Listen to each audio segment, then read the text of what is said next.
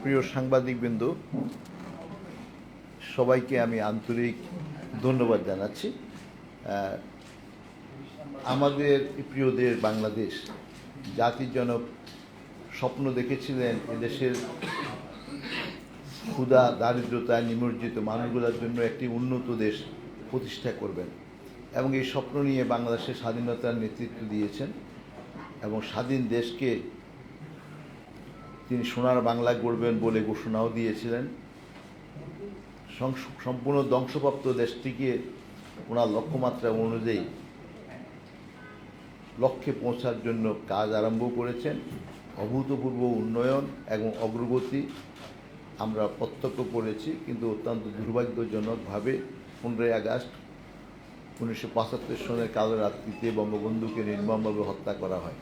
হত্যার পরিপ্রেক্ষিতে বাংলাদেশের যে রাজনীতিক গণতন্ত্র, জনমানুষের আকাঙ্ক্ষা পূর্ণের যে তার প্রতিশ্রুতি, সেখান থেকে আমরা বিচ্যুত হয়েছি। আমি আমার বক্তব্যের প্রারম্ভে গভীর শ্রদ্ধার সহিত স্মরণ করি বঙ্গবন্ধু শেখ মুজিবুর রহমানকে এবং 15ই আগস্ট কালো রাত্রিতে বঙ্গবন্ধু পরিবারে যারা শাহাদাত বরণ করেছেন তাদের আত্মার মাগফিরাত কামনা করি।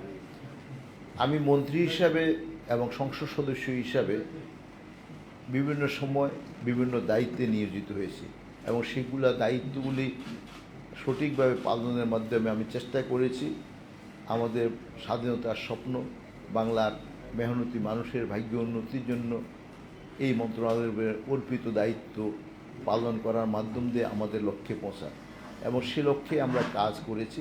আমি গত 5 বছর মেয়াদকালের সময় আমাদের মন্ত্রণালয়, স্থানীয় সরকার, পল্লী উন্নয়ন সমবায় মন্ত্রণালয়, এই মন্ত্রণালয়ের মূল দায়িত্বগুলি হলো যে আমাদের গ্রামীণ অবকাঠামো নির্মাণ করা এবং মানুষের যোগাযোগ ব্যবস্থা প্রতিষ্ঠিত করা, শহর গ্রামে সর্বত্র পানি পয়ঃনিষ্কাশন ব্যবস্থাগুলো প্রতিষ্ঠিত করা, জনপ্রতিনিধিদেরকে উদ্বুদ্ধ করার মাধ্যম দিয়ে তাদের আইন দ্বারা যে সমস্ত ক্ষমতা দেওয়া হয়েছে সে সমস্ত ক্ষমতা সঠিক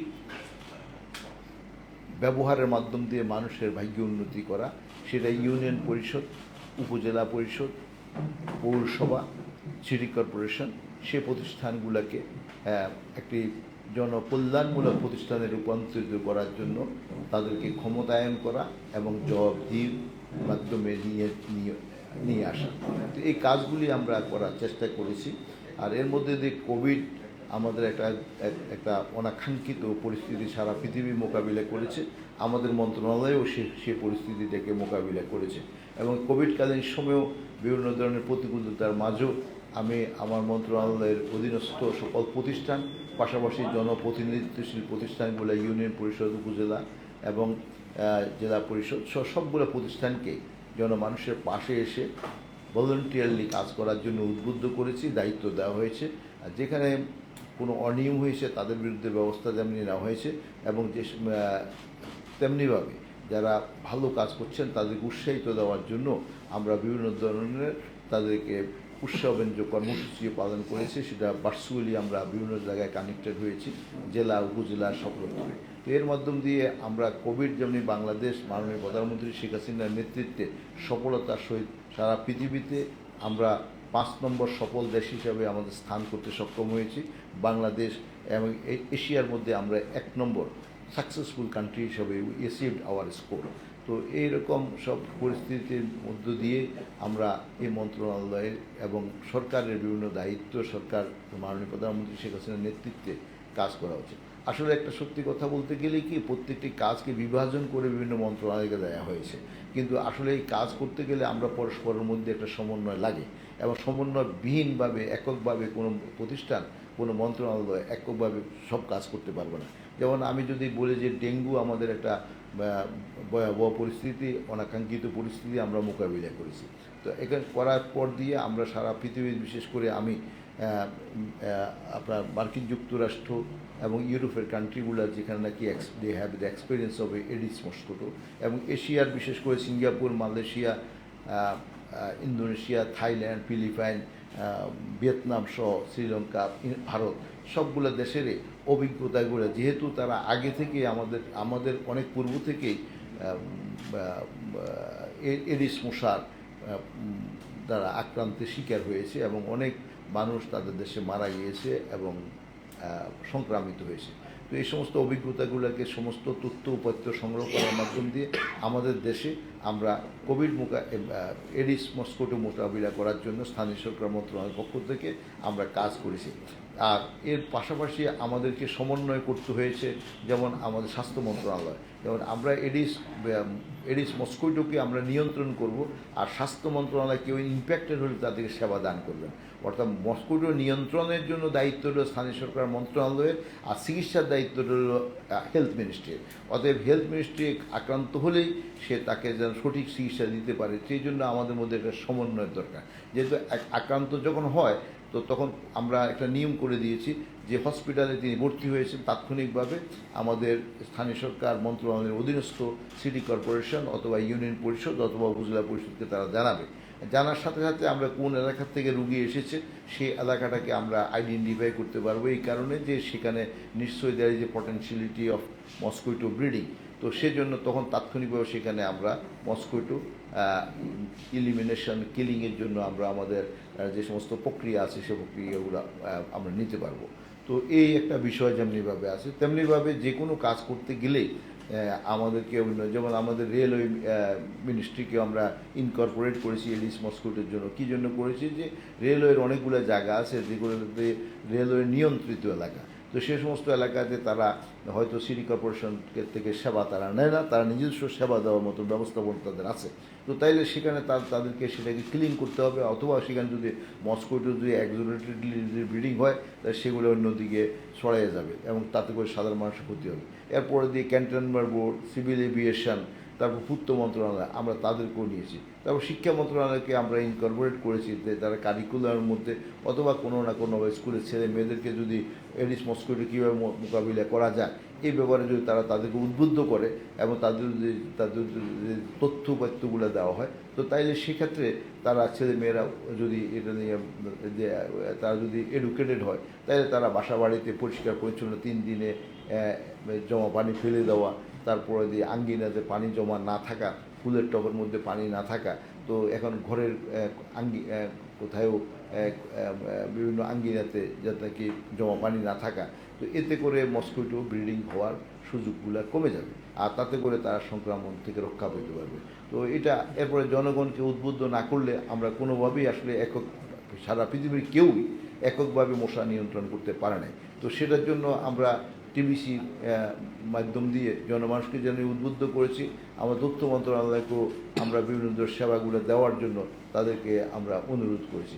অর্থাৎ আমি যে কথাটা বুঝাতে চাচ্ছি, যে কোনো কাজ আমাদের করতে হলে আমাদের সমন্বয় করতে হয়, এবং সেই সমন্বয়টা আমরা under the leadership honourable prime minister Sheikh Hasina আমরা সেটা করছি। এবং আমাদের খাদ্য উৎপাদন থেকে আরম্ভ করে সকল বিদ্যুৎ উৎপাদন, আমার গ্রাম আমার শহর, এখন আমার গ্রাম আমার শহরের যে পরিকল্পনা, সেই পরিকল্পনার নেতৃত্ব মাননীয় প্রধানমন্ত্রী আমাকে সভাপতি করে একটা কমিটি করে দিয়েছেন এবং সেই কমিটি আমরা কাজ করছি। তো সেটা আমি তো এককভাবে আমার গ্রাম আমার শহর করে ফেলতে পারবো না। যেমন বিদ্যুৎ প্রদান করবেন, শহরে বিদ্যুৎ আছে, গ্রামে বিদ্যুৎ প্রদান করলে শহরের সুবিধাটা গ্রামে গেল সেটা বিদ্যুৎ মন্ত্রণালয় করবে। শিক্ষার তাকে আরও সার্বজনীন করা, সব প্রতিটি গ্রামের মধ্যে স্কুল করে দেওয়া শিক্ষা মন্ত্রণালয় করবে। কতটুকু করেছে এটা আমরা হয়তো আমাদের মিটিং মাধ্যমে তদারকি করি। তারপরে দিয়ে আপনার গ্রামীণ কৃষি উৎপাদন বেশি না হলে আমাদের কৃষি ঘাটতি থাকলে আমাদের অর্থনীতির উপরে চাপ সৃষ্টি হবে। তো সে কারণে এবং তো এই কৃষি মন্ত্রণালয়কে আমরা সমন্বয় করতে হয়। অর্থাৎ প্রত্যেকটি মন্ত্রণালয়ের সাথে আমাদেরকে যে কোনো কাজ করতে গেলে আমরা সমন্বয় করার প্রয়োজনীয়তা দেখা দেয় এবং সেগুলা আমাদের মাননীয় প্রধানমন্ত্রীর নেতৃত্বে আমরা সবাই করছি বলেই আমরা বাংলাদেশের উত্তর সমৃদ্ধি অথবা আমাদের আজকের যেইটুকু যত ভিতরটুকুই থাকুক আমাদের বেশ কিছু ফেলিউর থাকতে পারে, আমাদের কোথায় ত্রুটি বিচ্ছুতি থাকতে পারে, কিন্তু বাংলাদেশের যে অগ্রগতিটা আমাদের অতীতের তুলনায় আমরা গত 15 বছরে আমরা একটা বড় ধরনের পরিবর্তিত অবস্থায় এসেছি। আমি ছোট্ট একটা উদাহরণ দিয়ে যদি বলি তাইলে আমি সবাইকে আমার মনে হয় ব্যাপারটা পরিষ্কার হবে। যেমন বঙ্গবন্ধু বাংলাদেশ যখন স্বাধীন করে, পাকিস্তানের 24 বছর আমরা 23 বছরে পাকিস্তান পরিচয়, পাকিস্তানে কখনোই আমাদের $140 পিছু মাথা পিছু আয় ছিল না। বঙ্গবন্ধু $94 দিয়ে যাত্রা আরম্ভ করলেন 1972 সনে 1972 সনে যাত্রা আরম্ভ, 3.5 বছর উনি ক্ষমতা ছিলেন। $94 দিয়ে আরম্ভ করে উনি 3.5 বছরের মাথায় মাথাপিছু আয়কে উন্নতি করলেন কত টাকায়? $277। অর্থাৎ পাকিস্তান কখনোই $140 করেন নাই, আর বঙ্গবন্ধু 3.5 বছরে $277 নিলেন। অর্থাৎ মাত্র 3.5 বছরে অনেক অনেক it is significant difference between the 10 year of Pakistan and the Bangabandhu. তো এরপরে দিয়ে বঙ্গবন্ধুকে হত্যা করা হলো 75 সনে, 3.5 বছরের মাথায়। বঙ্গবন্ধু হত্যার পরে 21 বছর সামরিক শাসক এবং জিয়া এরশাদ সাহেবদের দেশ পরিচালনা করেছেন। 21 বছর পরে 96 সনে যখন আমরা ক্ষমতায় আসি, আমরা দেখলাম 95 সনে আমাদের মাথা পিছু আয় ছিল $329। That is $52 difference. 277 বিয়োগ আপনার 329 বিয়োগ আপনার 277, তাহলে $52 হয়। এই $52 21 বছরে আমাদের মাথা পিছু আয় উন্নতি হয়েছে। তো আর এরপরে আজকের এই সময়ে আমরা $500 দিয়ে আরম্ভ করে এখন $2824 যদি আমাদের উন্নতি হয়ে থাকে, তাহলে $2324 আমাদের উন্নতি হয়েছে। কত বছর? 15 বছরে। 21 বছর হয়েছে $52, আর 15 বছরে হয়েছে $2424, $2324। তো এইটুকু যদি আমি হিসাব করে বলি, এটা তো আপনাকে তো ফিগার আউট করে বলতে হবে। আমাদের কাছে যে সমস্ত মেথোডোলজি সারা পৃথিবীতে ইকোনমিক প্যারামিটারগুলো ক্যালকুলেট করার জন্য আছে, তো সেটা অনুযায়ী মাথাপিছু আয়টাকে সবচেয়ে গুরুত্বপূর্ণ হিসেবে বিবেচনা করা হয়। তো তাহলে সেক্ষেত্রে আমরা দেখা যাচ্ছে অনেক পরিবর্তন আমাদের হয়েছে। তো এখন এই আমাদের leadership honourable prime minister. Secondly আমি আরেকটা ফিগার আপনাদেরকে আউটরাইট দেখাই। যেমন 2009 সালে আমরা যাত্রা আরম্ভ করি $74 বিলিয়ন আমাদের ছিল জিডিপি, আর আজকে সেটা গিয়ে দাঁড়াইছে $475 বিলিয়ন। দ্যাট ইজ $400 বিলিয়ন 15 বছরের পরিবর্তন হয়েছে। আর বাকি এই 15 বছরের বাদ দিলে আর বাকি সময়গুলা যে 40 বছর আপনি যদি হিসাব করেন, ওই 40 বছরে অথবা 38-40 বছরে দেখা গেছে যে আমরা আমাদের জিডিপি ওই হয়তো দেখা গেছে যে আমরা $40-50 বিলিয়ন আমাদের প্রবৃদ্ধি হয়নি। তো সে সমস্ত কারণে বাংলাদেশ ইজ কনসিডারিং এখন আজকের এই সময় বাংলাদেশ 33তম অর্থনৈতিক দেশ। তো এই অর্জনগুলো হয়েছে। তো এই সময় আমাকে বলতেই হবে, স্বীকার করতেই হবে, বাংলাদেশের শেখ হাসিনার নেতৃত্বে অভূতপূর্ব পরিবর্তন হয়েছে। সেখানে সকল মন্ত্রণালয়ে কাজ করেছেন, সকল জনগণ কাজ করেছেন, পেশাজীবীরা কাজ করেছেন, কৃষক শ্রমিক কাজ করেছেন, এবং নেতৃত্বে ছিলেন শেখ হাসিনা, এবং সবাই মিলে কাজ করেছেন। আর এখানে নেতৃত্বের একটা বড় গুণ হলো যে তিনি সবাইকে একসাথে কাজ করাইতে পেরেছেন। আর এর সুফলটা আমরা ভোগ করছি। দ্রব্যমূল্য আজকে বেড়েছে এবং এটার জন্য বৈশ্বিক কারণগুলোই বেশিরভাগ দায়ী। আর অর্থনৈতিক অবস্থার উন্নতির সাথে সাথে যেমন আমাদের সার্ভিস সেক্টরকে সবাই সারা পৃথিবীতে অর্থনৈতিক উন্নতির জন্য সবচেয়ে প্রাইম সেক্টর হিসেবে বিবেচনা করা হয়। কারণ সার্ভিস সেক্টরের কন্ট্রিবিউশন যত বেশি হবে, অর্থনীতি সে দেশের অর্থনৈতিক উন্নতি তত বেশি হবে। তো সেখানে আমাদের সার্ভিস সেক্টরের সুবিধাটা হলো যে বিষয়টা হলো কি, যেমন একজনে পণ্য উৎপাদন করলো আর আরেকজনে এটা পণ্যটা বিতরণ করলেন, বিপণন করলেন, বিক্রি করলেন। তো বিপণন করার সময় মধ্যখান দিয়ে ওনার একটা লাভ হলো। তো সেই কারণে এই লাভটা সিগনিফিক্যান্ট। যেখানে অর্থনৈতিক উন্নতি বেশি হয় সেখানে, যেমন আমি একটা সেবা আগে হয়তো গিয়ে আমি নিয়ে আসতাম, এখন আমি মনে করলাম যে আমি অন্যদিকে যদি আমার সময়টা দিই তাইলে আমার হয়তো বেশি আয় হবে। তো তার চেয়ে আমি আরেকজনকে এঙ্গেজ করি যে আমাকে এই পণ্যটা এনে নিতে। তো এই পণ্যটা এনে দিতে আগে আমি আনতাম হয়তো 5 টাকা দিয়ে, 5 টাকায় আমার পুরোটাই এটা পণ্য মূল্য হচ্ছিল।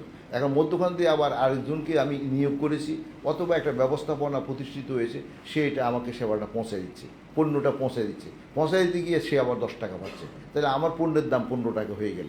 এখন আগে ছিল 5 টাকা, এখন হলো 15 টাকা। এই যে বিষয়টা, এতে করে অর্থনীতির জন্য যে খুব বড় ধরনের একটা ঝুঁকিপূর্ণ অবস্থা অথবা মানুষের জন্য ক্ষতিগ্রস্ত অবস্থা, কিন্তু আপনার আয় বেড়েছে বলে আপনি এটা করেছেন। আয় না বেড়লে এটা আবার করা হয় না। সার্ভিস সেক্টর তখনই আস্তে আস্তে সংকুচিত হয় যখন নাকি আপনি দারিদ্র হতে থাকবেন, আপনার আয় কমতে থাকবে। আর আয় বৃদ্ধি হতে থাকবে, সার্ভিস সেক্টরের অবস্থা আরও বেশি উন্নতি হবে। যেমন আমরা এখন আজকে অনেক লোকজন, ধরুন আপনারা বিভিন্ন তথ্য উপাত্ত আপনি প্রদান করেন, তাতে করে এখন যতজন সাংবাদিক আছে, আগে তো আমার মনে 10%ও ছিল না। তো এতজন কেন আছে? কারণ এখন মানুষ সংবাদ শুনে, জানে, দেখতে চায়। এবং এটা একটা মানুষের কাছে আকাঙ্ক্ষা সৃষ্টি হয়েছে। তো এই আকাঙ্ক্ষাটা কখন হয়েছে? মানুষের যখন অর্থনৈতিক অবস্থা এবং পারিপার্শ্বিক অবস্থা সবগুলো দিয়ে উন্নতি হয়েছে। তো মানুষের যদি উন্নতি না হতো তখন কিন্তু সে এই তথ্যের জন্য আপনার কাছে যেত না, অথবা টেলিভিশন চালাইতে গেলে টেলিভিশন কিনতে পারতো না, টেলিভিশন কিনলে এটা চালাইতো না, বিদ্যুতের বিল দিতে পারবে না ইত্যাদি। মানে কয়েকটা এক্সাম্পল দিচ্ছি আর কি। তো এই জন্য সার্ভিস সেক্টরটা যখন অর্থনৈতিক অবস্থা, প্রোডাক্টিভ সেক্টর, এগ্রিকালচার সেক্টর যখন নাকি বুস্ট আপ হবে তখন তার সাথে মিলিয়ে এটাতে ডাবল ডিজিটে তখন আমাদের সার্ভিস সেক্টরটা আগাবে।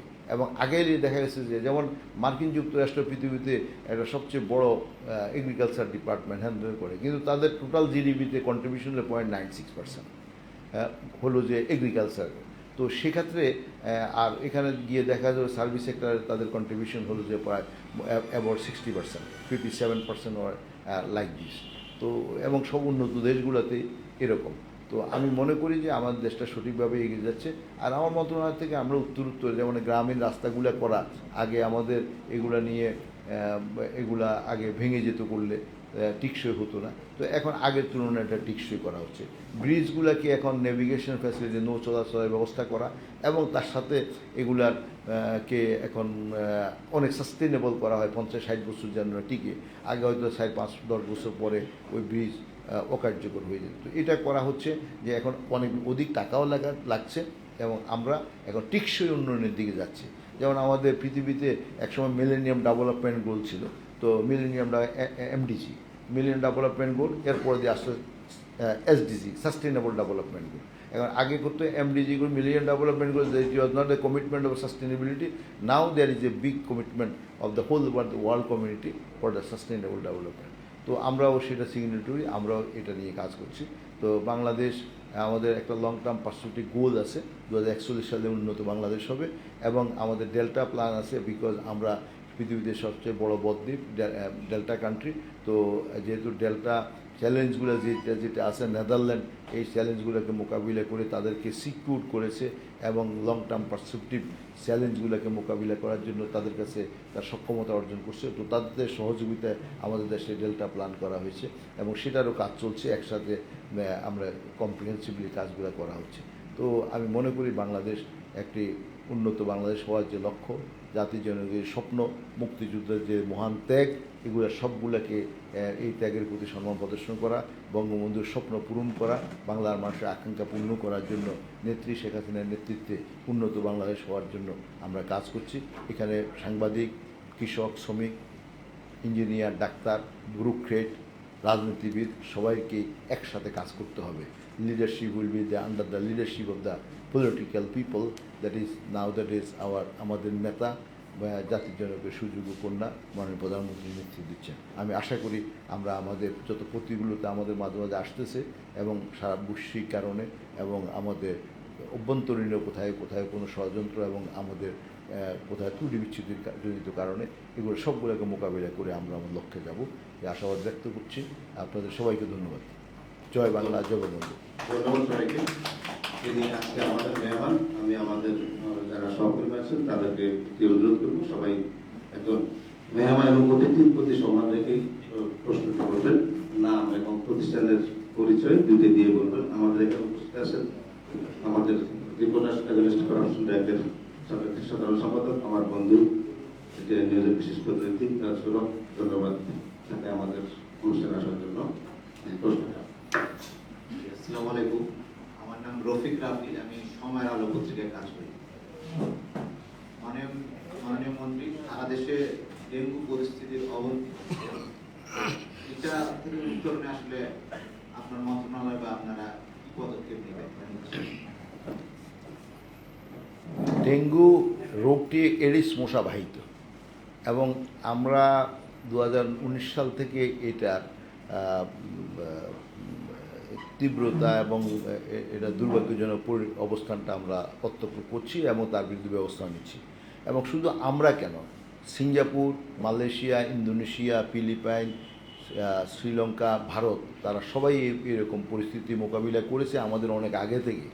তো আমরা তাদের কাছ থেকে, আমরা যেহেতু আরও তাদের থেকেও কম, আরও অনেক পরে আক্রান্ত দেশ, তো সেইখানে আমাদের সুবিধা ছিল যে তাদের কাছ থেকে তথ্য উপাত্তগুলো সংগ্রহ করা, আমরা সেগুলো সংগ্রহ করেছি। তারা যা যা করছে এগুলো সবগুলোকে আমরা আমলে নিয়ে আমাদের পরিকল্পনা সাজাইছি এবং আমরা এটার জন্য একটা কম্প্রিহেন্সিভ এফোর্ট দিচ্ছি যাতে নাকি আমাদের মানুষ এডিস মশার দ্বারা আক্রান্ত না হয় অথবা তো সেটার জন্য আমরা কাজ করছি এবং আমার মনে হয় কোনো জিনিসে কোনোটাই এখানে অ্যাবসেন্ট নাই। এবং ইতিমধ্যে আমরা ওয়ার্ল্ড ব্যাংক এবং ইউনিসেফ তাদেরকে নিয়েও তাদের কাছে যে সমস্ত তথ্য উপাত্ত আছে সারা পৃথিবীতে যেখানে যেখানে মশা এডিস মশা দ্বারা আক্রান্ত হয়ে ডেঙ্গু রোগে মানুষ মারা গেছে এবং আক্রান্ত হচ্ছে, তো তারা কি কি পদ্ধতি এবং বিভিন্ন ইউনিভার্সিটিগুলো এবং সিঙ্গাপুর ইউনিভার্সিটি এবং দেখা যাচ্ছে যে মিয়ামি ইউনিভার্সিটি, তারপরে দিয়ে মোনাস ইউনিভার্সিটি অস্ট্রেলিয়া, তাদের সবার সাথে আমি ভার্চুয়ালি মিটিং করেছি এবং তারা যা যা করছে আমরা আমাদের কোথায় কোনো ঘাটতি আছে কিনা এগুলো আমরা পর্যালোচনা করে আমরা আমাদের পদক্ষেপগুলো নিচ্ছি।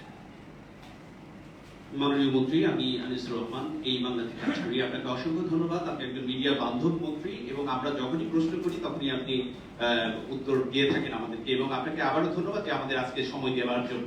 আমি প্রথমত একটা বিষয় আপনাকে একটু জানতে চাই। আপনার গণমাধ্যম কর্মীরা অনেক সময় অনুসন্ধানী সাংবাদিকতা করি, আপনার মন্ত্রণালয়ে আমরা যে বিষয়গুলো নিয়ে রিপোর্ট করি এবং যাদের বিরুদ্ধে করি সেসব ব্যবস্থা কিন্তু আপনারা নিয়ে থাকেন, আমরা দেখি। তদরূপ বিষয় হচ্ছে যে জেলা পর্যায়ে বা উপজেলা পর্যায়ে যে সংশ্লিষ্ট প্রতিনিধি জনপ্রতিনিধিরা আছেন অনেকেই কিন্তু নিজের স্বার্থ ভুলে গিয়ে দেশের কল্যাণে মানুষের কল্যাণে নিবেদিত প্রাণ হয়ে কাজ করছেন, কিন্তু সেখানে আমাদের দায়ভারও কিছু রয়ে যায়। অর্থাৎ আমাদের মধ্যকার কিছু কিছু সাংবাদিক, অর্থাৎ দুই একজন সাংবাদিক অতিরঞ্জিত করে সেই সব জনপ্রতিনিধি যারা কাজ করছেন তাদেরকে ব্লেম দিয়ে ঢালাওভাবে তাদেরকে রাঙানো হচ্ছে। সেই ক্ষেত্রে কি আপনি মনে করছেন যে তাদের কাজের ক্ষেত্রে কোনো প্রতিবন্ধকতা সৃষ্টি হচ্ছে বা দেশের রাষ্ট্রের তিনি যে মেধাটা দিবেন সেখান থেকে এর একটা বড় ধরনের গ্যাপ তৈরি হতে পারে বলে মনে করেন কিনা, এবং আমাদের সংশ্লিষ্ট গণমাধ্যম কর্মী যারা আছে আমাদের ভূমিকাটা কি ধরনের হওয়া উচিত বলে আপনি মনে করেন? ধন্যবাদ।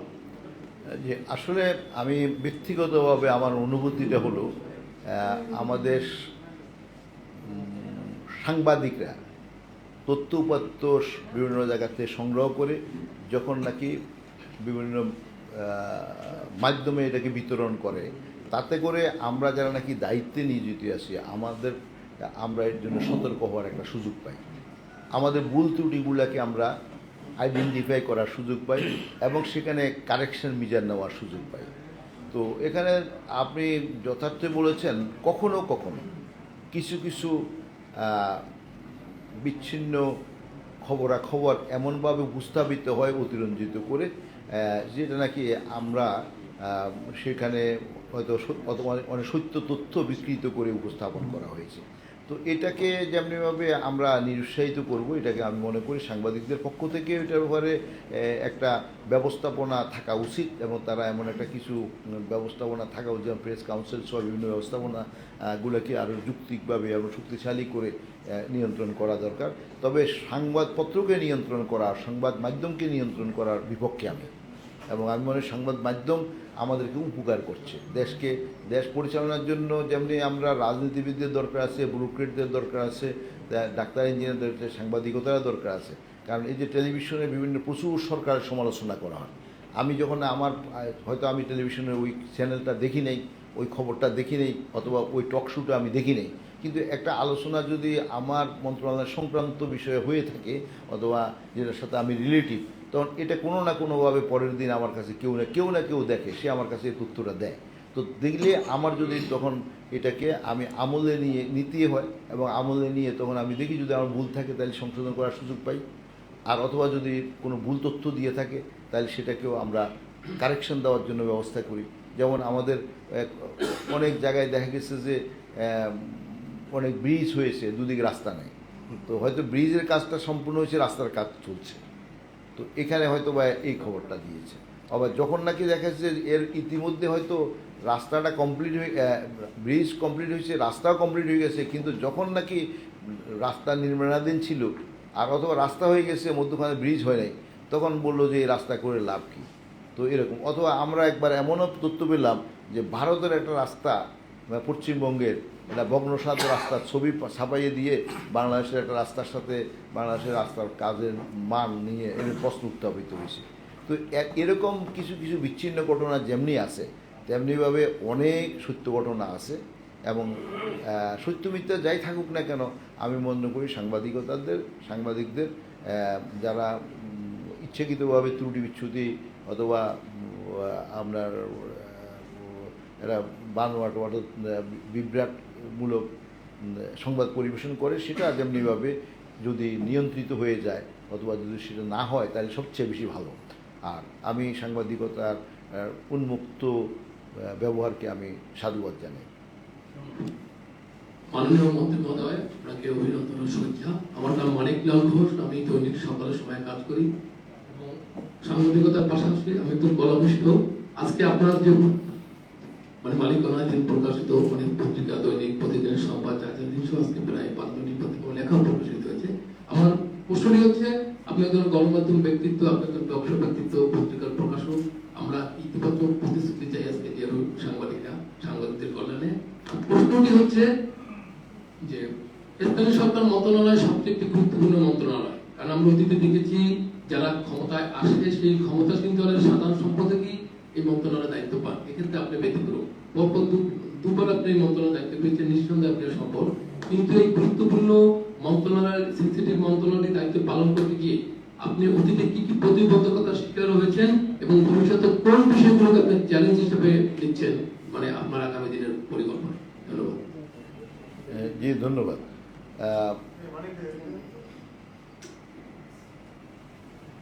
মানুষের গোটা জীবনে এটা চ্যালেঞ্জিং, এবং আপনি শিশুকাল থেকে আপনাকে স্কুলে পড়েন, তখন আপনাকে খুব ভালো রেজাল্ট করতে হবে, এটার জন্য স্কুলে আপনাকে অ্যাটেন্ড করতে হয় এবং খুব টেনশনে থাকেন পরীক্ষা দেওয়ার সময়।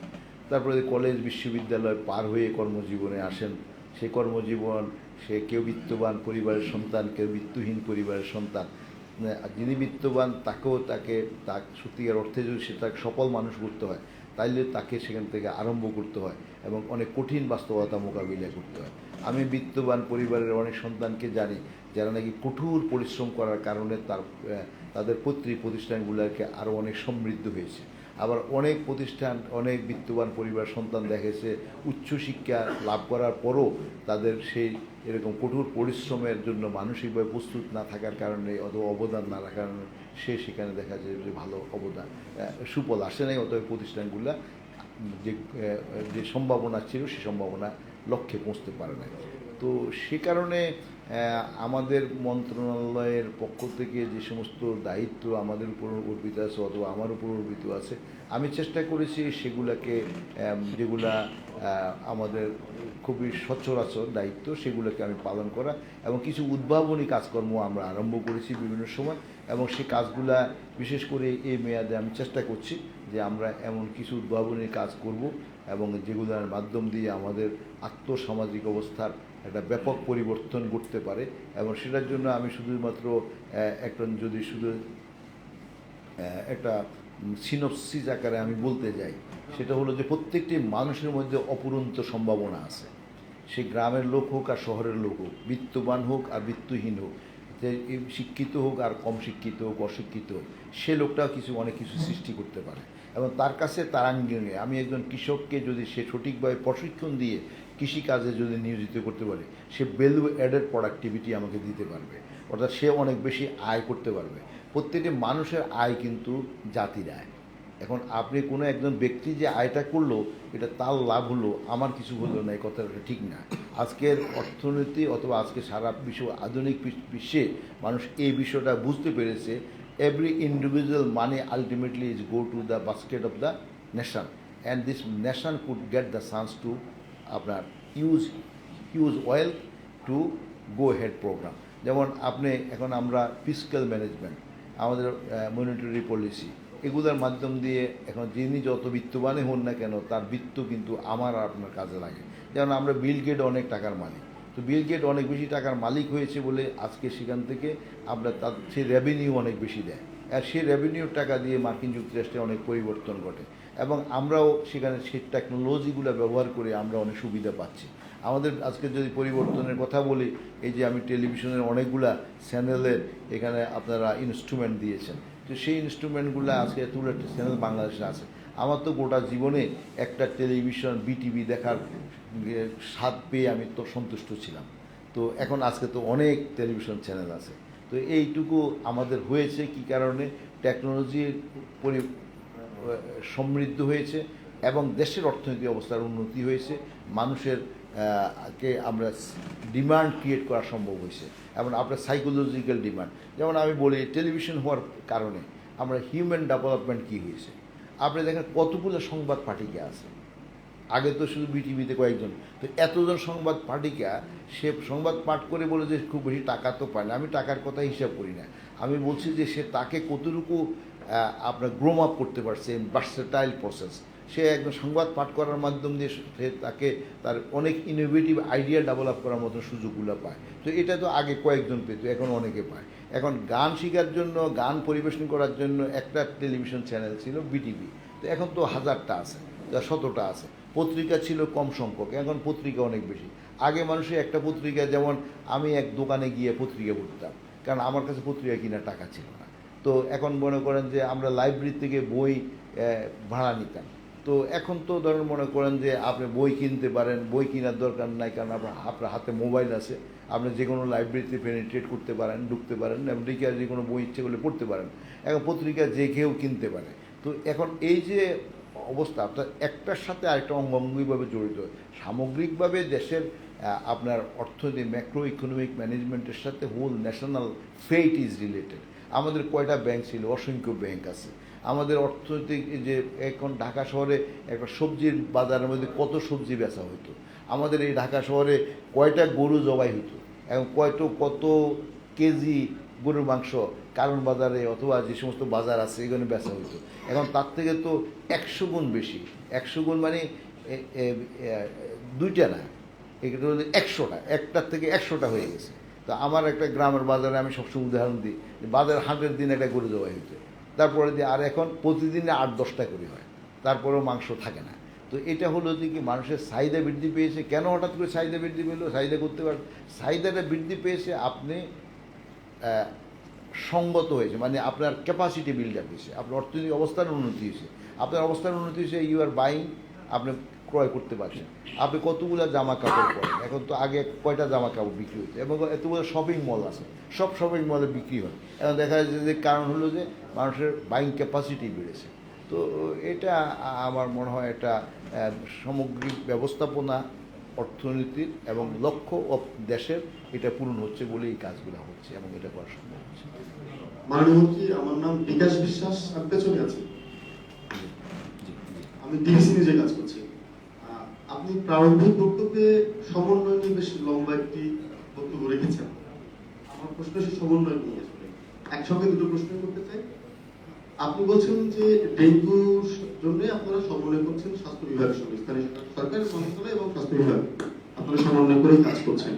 কিন্তু বাস্তবতা হচ্ছে আপনাদের যারা মেয়ররা রয়েছেন তাদের কথা হচ্ছে তারা ডেঙ্গু আক্রান্তের সংখ্যা নিয়ন্ত্রণ করতে পারলেও স্বাস্থ্য বিভাগের এই মৃত্যুর সংখ্যা তারা নিয়ন্ত্রণ করতে পারছে না। তার মানে সেখানে স্বাস্থ্য বিভাগের দায় রয়েছে। আসলে কতটুকু ভালো সমন্বয় হলে, আপনি যদি বলছেন ভালো সমন্বয় করছেন, তাহলে মেয়ররা কেন এই অভিযোগটি করছে? এটা আমার প্রথম প্রশ্ন। দ্বিতীয় প্রশ্ন হচ্ছে, মেয়ররা বলছেন যে সুষ্ঠু সমন্বয় কি তারা করতে পারছেন না তাদের বিভিন্ন কাজের ক্ষেত্রে। যেমন তারা একটি রাস্তা করছেন, ওরা যখন কাজটি শেষ হচ্ছে তার 15 দিন পরেই অন্য একটি সংস্থা সেই রাস্তাটি করছে। তারপর সেখানে সমন্বয়ের একটি বড় ধরনের ঘাটতি রয়ে গেছে। তারা বলছেন যে একটি আদর্শ নগর ব্যবস্থাপনায় নগর কর্তৃপক্ষের নেতৃত্ব আসলে মেয়রদেরকে দেওয়া উচিত। আপনি স্থানীয় সরকার মন্ত্রী হিসেবে এই মন্ত্রণালয়ের অভিভাবক হিসেবে কি মনে করেন? হ্যাঁ, প্রশ্ন মানে খণ্ড খণ্ড হলে ভালো, যার জন্য আমি আবার ভুলে যাবো প্রশ্নটা। আচ্ছা, ঠিক আছে। প্রথমটা হলো ডেঙ্গুর বিষয়ে আক্রান্ত হলে স্বাস্থ্য বিভাগ তারা সেবা দান তাদের দায় না, তাদেরকে এখন আমাদের সমন্বয়ের জায়গাটা কোনটা, সেটা হলো যে আমাকে তথ্য দিবে যে কতজন রুগী আক্রান্ত হয়েছে, আর স্বাস্থ্য বিভাগকে কিন্তু আমি পরিচালনা করব না, এবং তাদের সাকসেস এবং ফেলিউরের আমি কিন্তু ইভ্যালুয়েট করব না। এটা করতে যাওয়াটা অসঙ্গত হবে, তাতে করে সমন্বয়হীনতা আরও সৃষ্টি হবে, দূরত্ব সৃষ্টি হবে। আমার কতটুকু সমন্বয় করব, যেমন রেল মন্ত্রণালয়ের সাথে আমি সমন্বয় করব, কতটুকু করব যে রেলের এরিয়ার ভিতরে যারা নাকি হয় তারা মশা মেরে ফেলবে অথবা আমাদেরকে মারার জন্য ব্যবস্থা করে দেবে, সুযোগ করে দেবে।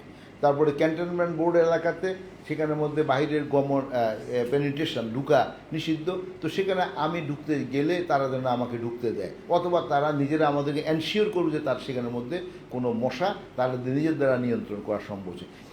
এটাই হলো সমন্বয়। আমরা কিন্তু তাদের সাথে স্বাস্থ্য বিভাগের সেবা দেওয়া মানে চিকিৎসা করার ব্যবস্থাটা তাদের উপর নির্ভরশীল। আমি সেটা করতে যাওয়াটা অথবা সেটা নিয়ে কোনো কমেন্ট করাটা তাদের মধ্যে ইন্টারফেয়ার করে। আর ইন্টারফেয়ারটা কখনো এই মাত্রা আমার লেভেল থেকে, কারণ হি ইজ মাই কন্টেম্পোরারি, আমার সমসাময়িক, অথবা আমি সে ব্যাপারে মন্তব্য না করাটা করলে আমার জন্য সমন্বয় করাটা সহজ হবে।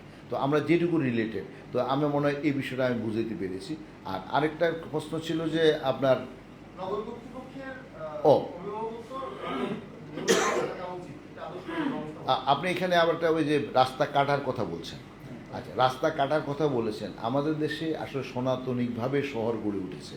শহরের যে এরকম আপনার যে ফিলোসফি, দর্শনটা, সে দর্শনটা আমাদের দেশে পুরোপুরি আমরা অনুসরণ করি নাই। এখন আপনি বললেন যে আপনি করলেন না কেন, এটা আমি না, এটা একেবারে শহর যখন হয়, যখন নাকি ইট ওয়াজ এ ভার্জিন এরিয়া, অর্থাৎ এটা অক্ষত অবস্থা ছিল, তো তখন যদি আমি ওই পরিকল্পনা নিতাম, সেটা কি, যেমন মনে করেন যে সারা পৃথিবীতে আজকের এই সময় যেমন সিঙ্গাপুর গড়েছে লিকওয়ান, করতে গিয়ে তারা রাস্তা লাগবে, রাস্তা করছে, রাস্তার পাশে হয়তো 100 ফিট জায়গা রেখে দিয়েছে, দুই পাশে 50 ফিট করে 100 ফিট, কারণ আমার এখন 40 ফিট জায়গা লাগবে রাস্তার জন্য, 40 ফিট রাস্তা করব, আর 100 ফিট করে 50 ফিট করে 100 ফিট জায়গা রেখে দেব, এখানে কোনো আপনার স্থায়ী স্থাপনা করা হবে না, হাই রাইজ বিল্ডিং করা হবে না, ওটা কনস্ট্রাকশন বিল্ডিং হবে না, তো এরকম রেখে দেওয়া হবে। কী করার জন্য, যখন নাকি আমার আলটিমেট গোল একটা আমাদের বলি আমরা লং টার্ম পার্সপেক্টিভ গোল অথবা মাস্টার প্ল্যান, তো মাস্টার প্ল্যান ডিমান্ড কত, 50 বছর 100 বছরের ডিমান্ড ফুলফিল করবে। 100 বছর পরে আমার এখানে ডেমোগ্রাফিক সাইজ কত হবে, এবং ডেমোগ্রাফিক সাইজ হলে তার সাথে পার ক্যাপিটা ইনকাম কত হবে। এখন আমি যদি ওই লক্ষ্যমাত্রা স্থির না করি তাহলে কিন্তু আমি ভুল করব। তো আমার যখন নাকি এখন আমার রাস্তা লাগবে না, যখন নাকি যেমন আমার বাংলাদেশে এখন $2,824 আমি বলছি মাথা পিছু আয়, এখন যখন নাকি আপনার আয় হয়ে যাবে $7,000, $8,000, $10,000, তখন তো প্রত্যেকটি মানুষের গাড়ি লাগবে, প্রত্যেকটি মানুষ গাড়ি কিনতে পারবে। আগে যেমন আপনি জামা কিনতে পারতেন না অনেকগুলা, এখন অনেকগুলা কিনে, আগে যেমন সমল দরকার ছিল না, এখন রাস্তা বেশি লাগবে। তো রাস্তা লাগতে গেলে তখন আপনার যদি দুই পাশে যদি হাই রাইজ বিল্ডিং 30টা 40টা বিল্ডিং হয়ে যায় ইতিমধ্যে, তো তাইলে তো আপনি এগুলো পাবেন। তো আমরা যে শহরটা পেয়েছি সেখানে এরকম বিল্ডিংগুলো হয়ে গেছে। আচ্ছা, উপরন্ত যে কাটাকাটির কথাটা যেটা বললেন, সেটা হলো যে ওই শহরগুলোতে তারা ডাক্টিং করেছে, ইউটিলিটি ডাক্টিং, অর্থাৎ পানির পাইপলাইন যাতে ঢাকনাটা উঠে যায় এটার ভিতরে ঢুকাই দেয়, তারপরে পানির পাইপলাইন ঢাকনাটা উঠিয়ে দিয়ে দেয়, গ্যাসের পাইপলাইন ঢাকনা উঠিয়ে ঢুকিয়ে দেয়, তাতে করে কখনো কাটাকাটি লাগে না। আর এখানে রাস্তা যখন করে তখন তো হয়তো বা আপনার এখানে কেবল আপনার চেঞ্জ করার জন্য দরকার, এটা একেবারে সমন্বয় করে বুঝে শুনে, কারণ উনি কখন টাকা পাবেন, কখন ওনার প্রস্তুতি হবে, সবাই একসাথে সব প্রস্তুতি নিয়ে আসলে কাজ করতে পারবে। এটা হয়তো বা আমি এখন বললে আমার আবার কেউ সমালোচনা করতে পারে, কিন্তু বাস এটা সত্য কথা যদি বলি তাহলে এটা হলো অবাস্তব। এটা এই সমন্বয় করা যাবে, সমন্বয় দিয়ে পুরোটা সলিউশন হবে না, পুরা সলিউশন হবে না। হ্যাঁ, আমরা এখন সমন্বয় করছি, যার জন্য কাটাকাটিটা অনেক কমে গেছে। আমি তো এই শহরে বসবাস করি বহুদিন থেকে, আপনারা এই শহরে বসবাস করেন, আপনি বলেন যে আজকে থেকে 10 বছর আগে কি পরিমাণ কাটাকাটি হইতো, আমি তো যেখান দিয়ে যেতাম সেখান দিয়ে যেতাম কাটাকাটি, এখন তো অনেক কমে গেছে। এই কমার পিছনে কারণ হলো সমন্বয় করছে, কিন্তু হোললি অ্যান্ড সোললি আপনি যদি এটাকে এনজয়েবল একটা সিটি বানাইতে চান তাহলে আপনাকে ইউটিলিটিক্যাল ডাক্টিংয়ে যেতে হবে, যার জন্য আমি এখন আমাদের দুই সিটি কর্পোরেশনের যে 8টা করে 16টা ইউনিয়নকে পৌরসভা সিটি কর্পোরেশন অন্তর্ভুক্ত করেছেন, তারা প্রত্যেকে দুইজনের 2টা প্রকল্প নিয়ে এসেছিল। তো আমাকে প্রেজেন্টেশন দিয়েছে, প্রেজেন্টেশন দিয়ে আমি তখন ধরলাম যে এটা ধরুন ড্রেন আছে, এটা আছে, ওইটা আছে ইত্যাদি। তো আমি তখন বললাম যে এটা ইউটিলিটি ডাক্টিং কই, বলে যে নাই। আমি বলি তাহলে হবে না, এটা ফেরত নিই। তো তারা এরপর ইউটিলিটি ডাক্টিং সব নিয়ে আসছে। তো যখন দুজনে নিয়ে আসছে তখন আমি এটা একদম পাঠাইছি পাস করার জন্য, কারণ এখন আমরা যেটুকু করবো ভবিষ্যতে সেটাকে আমরা মাথায় রেখে দেবো। এখন সারা বাংলাদেশে যদি এইভাবে না করা হয়, এখন অনেক কিছুই আবার করতে গেলে দেখা যায় যে একজনের আপনি যদি হয়তো কোথাও ডিস্ট্রাকশন করতে হবে, ভাঙতে হবে, হ্যাঁ, তো ভাঙতে গেলে তো তখন আবার দেখা গেল যে আবার একটা তখন এমন ধরনের নেতিবাচকভাবে খবরাখবর উপস্থাপন হবে, তো যিনি নাকি এটার জন্য চ্যালেঞ্জটা নিয়েছেন তিনি আবার ডিমোরালাইজ হয়ে যাবেন। আবার আরেকটা দেখা গেল যে একটা প্রতিষ্ঠানের মধ্যে কিছু লোক তারা একটা গ্রুপ বানাইয়া প্রতিষ্ঠানের মধ্যে তাদের ব্যক্তিগত সুবিধা আদায়ের জন্য একটা গ্রুপ বানাইছে, বানাইয়া এরপরে দিয়ে গ্রুপ দিয়ে বিভিন্ন প্রেশারাইজ করে তারা বিভিন্ন ধরনের প্রতিষ্ঠানের কাজকর্মে ব্যাঘাত সৃষ্টি করছে। কারণ যখন নাকি আপনি সেখানে আবার কাজ করতে যাবেন, তো তখন তাদের পক্ষে হইয়া আবার কেউ লেখালেখি করবেন। একটা দুষ্ট লোককে যখন শাস্তি দিতে যাবেন, তখন দেখা যায় হয়তোবা যিনি দিবেন শাস্তি তার বিরুদ্ধে তিনি অমুক দল করতেন, অমুক ছিল, তার বাবা পৈতৃক পরিচয়, এটা ওইটা ইত্যাদি বলে একটা খবর এমনভাবে উপস্থাপন করা হবে, তিনি হয়তোবা তার উদ্যম যেটা আছে সেটা নষ্ট হয়ে যাবে। তো এই জন্য একটা কালেকটিভ এফোর্ট দরকার, সম্মিলিত প্রচেষ্টার দরকার। সবাই মিলে না করলে আসলে আমরা আমাদের লক্ষ্যে তো সমন্বয় বিভিন্নভাবে হয়, যেমন লিকুয়ানরা, কুরিয়ার পার্ক, চিয়াং কাইশাক, তাইওয়ানে মহাতের মোহাম্মদ, তো ওরা কিন্তু মানে এরকম রেজিমেন্টাল এফোর্ট দিয়েছেন, সিরিয়াস এফোর্ট দিয়েছেন।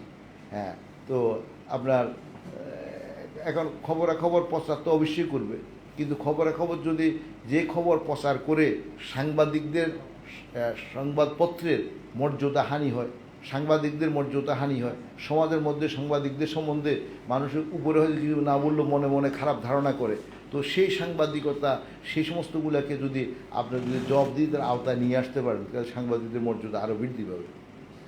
তো আমি যেমন কি প্রায় মাঝে মাঝে বলি, আজ থেকে 5-7 বছর আগে I was talking with my one of the friend is journalist in Sweden. He told me যে একটা ঘটনা আমাকে বললো, আমি বলবো why you don't publish it? I can't publish it now. I have to collect all the evidence. Once in a raw form, if I publish it, then I have to face the court. Once I cannot prove, then I have to go to the jail. My consequences could be very bad. তো এটা হলো কি, একজনকে যদি শাস্তি দেওয়া হয়, যেমন মনে করেন যে ওই দিন পুলিশের আইজিপি সাহেব আমাকে বলে যে স্যার আমরা অনেকের শাস্তি দিচ্ছি বলে পুলিশের পরিবর্তন হইতেছে, তাহলে পুলিশের মর্যাদা বৃদ্ধি পেয়ে গেল একজনকে শাস্তি দেওয়ার পরিপ্রেক্ষিতে। একজনের শাস্তি দিয়ে আপনার অনেক পুলিশের মর্যাদা, এখন পুলিশ এখন একটা মর্যাদা একটি প্রতিষ্ঠান হয়ে গেল। আমি জনপ্রতিনিধিদের যখন কোভিডের সময় যখন রিলিফ টুরি এটা ওইটা বিভিন্ন ধরনের কথাবার্তা আসলো, আমি 10-12 জনকে তাৎক্ষণিকভাবে সাসপেন্ড করলাম, এরপরে শাস্তি আস্তে আস্তে কমে আসলো, এরপরে এটা 0 হয়ে গেল। তাহলে জনপ্রতিনিধিদের সম্বন্ধে আমি তখন পরে প্রাইম মিনিস্টারকে বলতে পেরেছি, মাননীয় প্রধানমন্ত্রী মাত্র 0.49% জনপ্রতিনিধি কারাপশনের সাথে জড়িত হয়েছে, আর 51% জনপ্রতিনিধি বাড়িতে খাওয়া পাক করে মানুষের কাছে পৌঁছায় দিছে, এবং আপনার যারা কোভিডে মারা গেছেন তাদের সৎকারটা করেছেন, আক্রান্ত হয়েছেন তাদের হসপিটালে নিয়ে গেছেন। তো এদেরকে কি আমরা স্বীকৃতি দেবো না এই কয়েকজনের অপরাধের জন্য? কিন্তু আমি যদি শাস্তি না দিতাম, এটা সংখ্যা বাড়তো, আর ভালো যারা কাজ করে এটা স্বীকৃতি পেত না, এবং প্রত্যেকটি জনপ্রতিনিধি তাদের মর্যাদা বৃদ্ধি পেয়েছে। তো আমি এই জন্য বলি আর কি, যে আমরা আমাদেরকে সবাইকে জবাবদিহির আওতা নিয়ে, যেমন আজকে সকালে আমি ওই যে জেলা পরিষদে কয়েকজন চেয়ারম্যান মেম্বারের নবনির্বাচিত মেম্বার শপথ গ্রহণ করে, আমি বললাম যে জেলা পরিষদের আমি সচিবকে বললাম যে আমরা কতগুলো নির্দেশনা আছে আমার, এগুলো জারি করার জন্য, যে সেখানে জবাবদিহির আওতা নিয়ে আসতে হবে, যাতে নাকি জেলা পরিষদের যে সমস্ত অনিয়ম আছে যে আমরা ইতিমধ্যে আইডেন্টিফাই করা আছে, এবং আমরা ক্রস অডিট করার ব্যবস্থা করেছি। তো এই কারণে যে সেখানের মধ্যে এরকম অ্যাপারেন্টলি হয়তো মনে হয় যে এটা স্ল ভালো, কিন্তু আলটিমেটলি এটাতে অনেক কুফল আসবে। জি, থ্যাংক ইউ। জি, একটু হ্যাঁ, আসুন, অসুবিধা নেই। গতবার ডেঙ্গুর যে অবস্থা আমরা দেখেছিলাম, তো এবছর একটু সুনির্দিষ্টভাবে আপনি বলবেন যে কি কার্যকর পদক্ষেপ নেওয়া হচ্ছে যাতে এডিস মশাটা নিয়ন্ত্রণে থাকবে অথবা বাড়তে দেওয়া যাবে না। এবং একই সঙ্গে শুধু ঢাকার ভিতরে না, গতবার আমরা দেখছিলাম ঢাকার বাইরেও ব্যাপকভাবে ছড়িয়েছিল ডেঙ্গু। এবছর ঢাকার বাইরে অন্যান্য সিটি কর্পোরেশন কিংবা পৌরসভাগুলোতে কি ধরনের কার্যকর পদক্ষেপ নেওয়া হবে যেটা গতবারের চেয়ে ভিন্ন এবং ইফেক্টিভ? আসলে ভিন্ন খুব বেশি একটা কিছু করার নাই, আপনি যেটা করবেন যেটা করছেন, যেমন এটা সারা বাংলাদেশে এখন ছড়াইছে, কারণ এক সময় এটা শুধু ঢাকাতে ছিল, ঢাকার থেকে আস্তে আস্তে কখনো কখনো কোনো মস্কোইটো বাইরে গেছে, কোনো না কোনো পদ্ধতিতে সে গেছে। তো যাওয়ার পর দিয়ে সেখানে এখন ব্রিডিং হচ্ছে, সেখানে সংখ্যা বৃদ্ধি পেয়েছে। আর আমরা যে সমস্ত এটার জন্য উদ্যোগগুলো নিয়েছি, যেমন স্প্রে করা, সকালে লার্ভিসাইড, বিকালবেলা অ্যাডাল্টিসাইড, তারপরে দিয়ে আপনার মানুষকে টেলিভিশনের মাধ্যম দিয়ে উদ্বুদ্ধ করা হয়েছে যে তাদের ছাদে, আঙ্গিনাতে কোথাও যেন পানি না জমে। আর এরপরে দিয়ে যে সমস্ত নির্মাণাধীন বিল্ডিং আছে, কিউরিংয়ের জন্য পানি জমা করা আছে, সেখানে প্রয়োজনে একটু কেরোসিন দিয়ে দেন অথবা লার্ভিসাইড দিয়ে দেন, তাহলে সুদের লার্ভা ইলিমিনেটেড হয়ে যাবে। তারপরে দিয়ে যে সমস্ত পরিত্যক্ত জিনিস আছে, যেমন গতবার আমরা পুলিশের এখানে অনেক জব্দকৃত গাড়ি আছে, সেই গাড়িতে দেখা যায় পানি বৃষ্টি হওয়ার পরে পানি জমা ছিল, সেখান থেকে মস্কুটো ব্রিডিং হচ্ছে। তো সেগুলোকে আমরা তাদেরকে চিঠি দিয়েছি এবং তাদেরকে বলেছি, তাদের প্রতিনিধিরা এসে তাদের ব্যবস্থা নেওয়ার জন্য বলেছি। তো এই সমস্ত যে সমস্ত ব্যবস্থা নেওয়ার, আমি জানুয়ারি মাসের প্রতি বছরে 2019 সালের পর থেকে জানুয়ারি মাসের প্রথম সপ্তাহে একটা সভা করি, এবং সেই সভা করে আমাদের সিটি কর্পোরেশনের কী পরিমাণ ইনসেকটিসাইড দরকার এবং সেটা কার্যকরী কিনা এই পরীক্ষা নিরীক্ষা করে ওইটার ব্যবস্থা করা হয়, কী পরিমাণ মেশিন দরকার, কী পরিমাণ লোকবল দরকার। এবং আমি আমার একটা ফাইন্ডিং লাস্ট ইয়ারে দেখা গেছে যে আমাদের শেষের দিকে সারা বাংলাদেশে ছড়ানোর কারণে আমাদের এখানে টোটাল আক্রান্তের সংখ্যা ছিল অনেক বেশি, কিন্তু ঢাকা শহরে দেখা গেছে যে এটার পরিমাণ কমছে অতীতের তুলনায়। আচ্ছা, আমি নিজে আগে যখন নির্মাণাধীন বাড়ির বেসমেন্টে যেতাম, ফিজিক্যালি গিয়ে দেখছি যে সেখানের মধ্যে প্রচুর লার্ভিসাইড পাওয়া গেছে, লার্ভা পাওয়া গেছে। কিন্তু গত বছর আমি নিজে 8তলা 10তলা বিল্ডিংয়ে আতিক সাহেব সহ আমি হেঁটে without notice I have visited, তো সেখানে দেখা যায় আমি কোথাও লার্ভা পাইনি। তারপর দিয়ে এডিস মশার এবং নির্মাণাধীন বাড়ির বেসমেন্ট 3টা পর্যন্ত, তৃতীয় নম্বর বেসমেন্ট পর্যন্ত আমি গেছি এবং যাইয়া সেখানে দেখছি যে তারা নিজেরাই ডিটিটি পাউডার ছিটিয়ে রেখেছে। তো এটা আমি যাবো এই কারণে করে না, এটা আগে থেকে দেখা যায় করা আছে। তো তাতে করে মানুষ সতর্ক হয়েছে, উদ্যোগ নিচ্ছে। আর এখানে সারা পৃথিবীতে যেমন সিঙ্গাপুর আমাদের থেকে 15-20 বছর আগে থেকে এডিস মশাদের আক্রান্ত। আমরা গত বছর ওয়ার্ল্ড ব্যাংকের উদ্যোগে একটা সেমিনারের আয়োজন করা হয়েছে হোটেল ইন্টারকন্টিনেন্টালে। তো সেখানে সিঙ্গাপুরে যারা প্রফেসররা আসছে, প্রতিনিধিরা আসছে, তারা বলছে যে আমি তো তাদের জিজ্ঞেস করলাম যে is there any mortality rate in Singapore last year? কয় ইয়েস অফকোর্স, হাউ মাচ? তো বলছে তাদের 36,000 আক্রান্ত হয়েছে, 19 জন মারা গেছে। তো এখন মৃত্যু যেমনি আছে, আক্রান্ত আছে তাদের দেশে। তো সিঙ্গাপুর আমাদের থেকে খুব ছোট্ট একটা দেশ, এবং তারা সেখানের মধ্যে যেমনি জরিমানা করে আবার জেলও দেয় রিপিটেডলি। তো আমরাও জরিমানা করি, ম্যাজিস্ট্রেট দিয়ে সেখানে যাদের বাড়িতে আপনার এখানে মশার লার্ভা পাওয়া গেছে বারবার আপনার বলা সত্ত্বেও আপনি করছেন না, তাদেরকে জরিমানা করা এবং অধিকতর পানিশমেন্টেরও ব্যবস্থা চিন্তা আপনার মাঝে মধ্যে আছে। তো আমার মনে হয় আমাদের উদ্যোগ যেগুলো আছে এগুলা আমরা সবগুলো যদি কালেকটিভলি আমরা সব মানুষকে অংশগ্রহণের মাধ্যমে করতে পারি, তাহলে আমরা সফলতা অর্জন করতে পারব। আমি শামসুর রহমান, প্রথম আলোর সিনিয়র রিপোর্টার এবং ডিআরডিওর একজন সাধারণ সদস্য। আমার প্রশ্নটা হচ্ছে দুইটা বিষয়। একটা হচ্ছে বাংলাদেশের বর্তমান যে অর্থনৈতিক অগ্রগতি, সেক্ষেত্রে যোগাযোগ বা সড়ক ব্যবস্থাপনাটা অনেক গুরুত্বপূর্ণ ভূমিকা রেখেছে।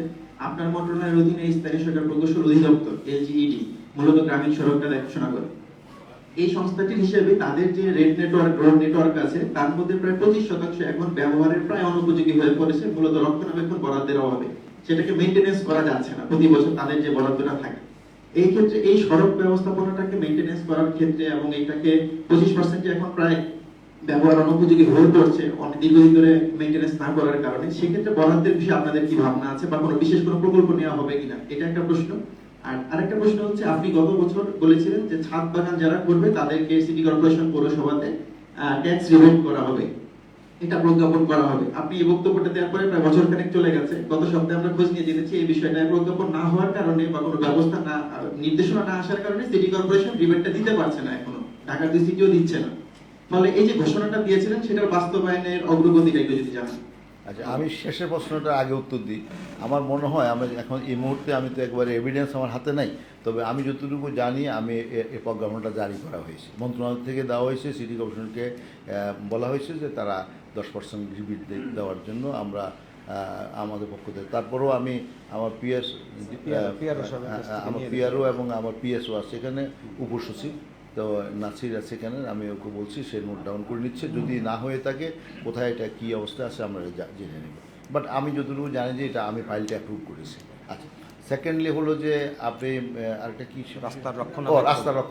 রাস্তার রক্ষণাবেক্ষণ, হ্যাঁ আমরা একটা আমরা বললাম যে actually downstream of Himalaya coast and আপনার in the bank of the bay of Bengal আমাদের দেশটা, তো এই কারণে এবং এখানে বৃষ্টি বাদল অন্য পৃথিবীর অনেক অঞ্চল থেকে বেশি হয় বলে আমাদের রাস্তাঘাট দ্রুত নষ্ট হয়। তো অনেক রাস্তায় নষ্ট আছে, আপনি সঠিক বলেছেন, তবে সেটার জন্য আমরা উত্তর আমাদের মেরামতের খাতে ব্যয় বাড়াচ্ছি। যেমন গত বছর আগের বছর তুলনায় ডাবল হয়েছে এবং এবারও আমরা বাজেটে এটার পরিমাণ বাড়াই দেওয়ার জন্য চেষ্টা করা হচ্ছে। জি, থ্যাংক ইউ। আর কেউ আছে? এই একমাত্র বোন, ও করবে না প্রশ্ন? করে ফেলছে। আপনার কথা প্রসঙ্গেই দুটা প্রশ্ন রাখতে চাই। সেগুলো আপনার মাঝখানে বলে দিচ্ছে বাংলাদেশে ব্যাংকের সংখ্যা অনেক বেড়েছে, কিন্তু প্রশ্নটা হলো যে ব্যাংকের অর্থ শত শত কোটি টাকা পাচার করে ব্যাংকগুলোকে ধ্বংস করে দেওয়া হচ্ছে, তাহলে এই ধরনের ব্যাংকগুলোকে দেওয়ার আসলে কতটা যৌক্তিকতা রয়েছে? এক নম্বর প্রশ্ন। দুই নম্বর প্রশ্ন, আপনি বলেছেন যে মানুষের ক্রয় ক্ষমতা বেড়েছে। আমি যদি একটু বলি, আমার এখানে সবাইকে বলতে পারবো যে আমরা কতদিন ধরে মাংস খাই না, এবং আমার বৈধ কামে আমি খেতে পারি 800 টাকা কেজি মাংস। মানুষ বেড়েছে কিন্তু মানুষের ইনকাম বেড়েছে কত সেটা যায় না, যদিও আপনি বলছেন যে ইনকাম বেড়েছে, কিন্তু বাংলাদেশ তারা বলছে যে আয়ের বৈষম্য অনেক বেড়ে গেছে বাংলাদেশের মানুষের। অনেকগুলো প্রশ্ন হয়ে যাচ্ছে, তাই তো আমি তো লিখতেছি, আমি তো ভুলে যাবো। কোন তথ্যের ভিত্তিতে আপনি বলছেন যে বাংলাদেশের মানুষের আয়টা আসলে? আমি মনে হয় আয়ের তথ্যটা দিয়েছি, আসলে এটা আমি রেফারেন্স হিসেবে আমি বক্তব্য দিইনি, এটাকে একটু ভুল ব্যাখ্যা হলে আবার সমস্যা হবে, এই জন্যই কথা বলাটা আমরা কিন্তু ফ্রিলি কথা বলছি। অর্থাৎ বিষয়টা হলো যে আমি অন্য মন্ত্রণালয়ের বিষয়ে কথা বলবো না, এটা এখানে কিন্তু আলোচনা ছিল। আমি রেফারেন্স দিয়েছি, সমন্বয় আমরা করি কিভাবে করি, যে আমরা ওদের থেকে যে সমস্ত তথ্যগুলো জানার জন্য অথবা আমরা যে সব তথ্যগুলো তাদের দেওয়ার জন্য, এইটাই সমন্বয় করে। আর ব্যাংকের সংখ্যা বেড়েছে এটা তো অস্বীকার করার কোনো সুযোগ নেই নাকি? আচ্ছা, এখন ব্যাংকের ইন্টারনাল গভর্নেন্স সিস্টেমের মধ্যে যদি কোথায় ত্রুটি বিচ্যুতি থাকে এর জন্য আমার মনে অর্থ মন্ত্রণালয় কাজ করে এবং তারা নিশ্চয়ই বিষয়ে ভালো করে দেখবেন। আর আপনার এই আয় বেড়েছে আপনি বলছেন কৃষি ভিত্তিতে, বললাম আমি যে কথাটা বললাম $2,824, এই কথাটা ঠিক না।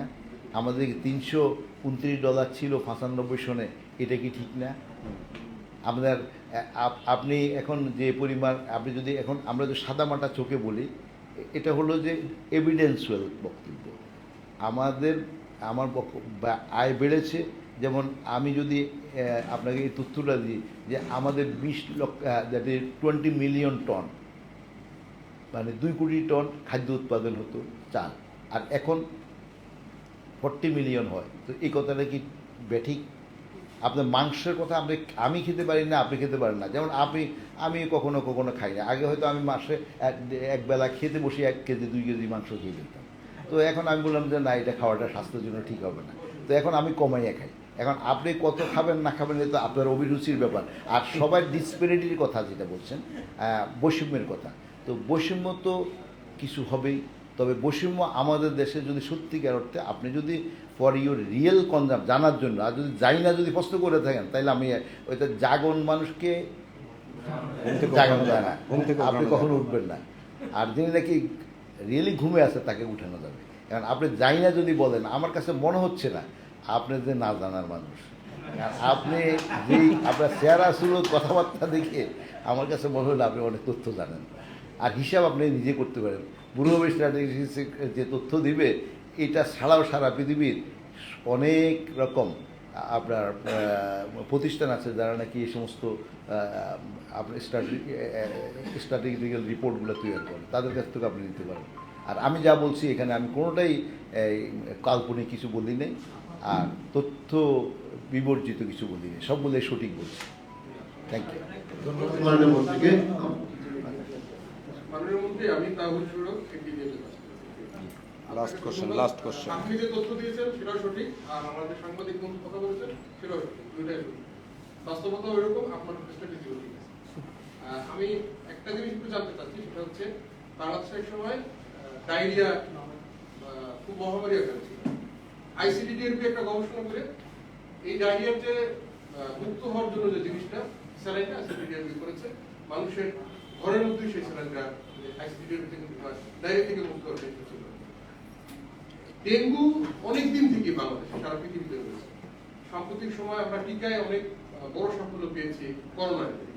ডেঙ্গু নিয়ে টিকার আবিষ্কার করার জন্য কোনো গবেষণা আপনাদের, বা আপনি যেহেতু বলেছেন স্বাস্থ্য মন্ত্রণালয়ের সঙ্গে আপনারা সমন্বয় করেন, টিকা থাকলে হয়তো, যদি টিকায় আমাদের অনেক বড় সাফল্য হয়েছে, টিকা নিয়ে কোনো কিছু হয়েছে কিনা বা টিকা আবিষ্কারের কোনো ব্যবস্থা আপনার নিচ্ছেন? না, আমি এটা নিয়ে আমার মনে হয় পরিষ্কার হওয়া দরকার। ভালো একটা প্রশ্ন করা হয়েছে।